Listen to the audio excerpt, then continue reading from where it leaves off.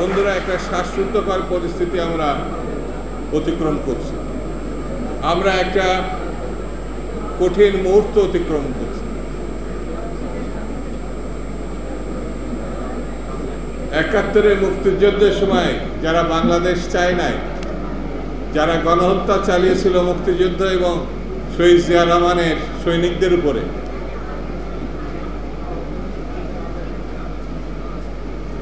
তারা এবং ২৪-এ আওয়ামী লীগ যে গণহত্যা চালিয়েছিল ৫০ বছর আগে আর ৫০ বছর পরে, এই দুই গণহত্যাকারী যেন কোথায় যেন একটু মিলার চেষ্টা করছে,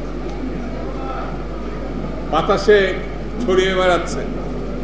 নানানভাবে তারা এক হচ্ছে এবং এক হওয়া মানে গণহত্যাকারীরা তো অশুভ সৈনিক। ওয়ালটন এখন দেশের সীমানা পেরিয়ে পৌঁছে গিয়েছে ৫০টিরও বেশি দেশে। ওয়ালটন, ঘরে ঘরে, বিশ্বজুড়ে।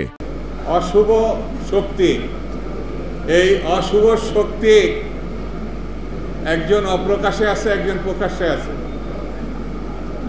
ইলেকশন হলে জাতীয়তাবাদী শক্তি ভালো করবে, এটা যেন তারা মানতে পারছে।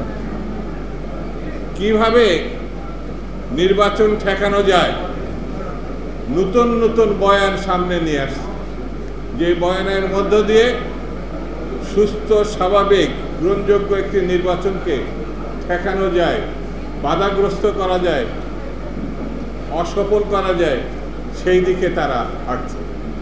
আমি শুরুতে বলেছি বেশি কথা বলবো না, শুধু এতটুকু বলি, দীর্ঘ ১৬টি বছর লড়াই হয়েছে, নেতাকর্মীরা শহীদ হয়েছে, রাস্তায় ছাত্ররা শহীদ হয়েছে।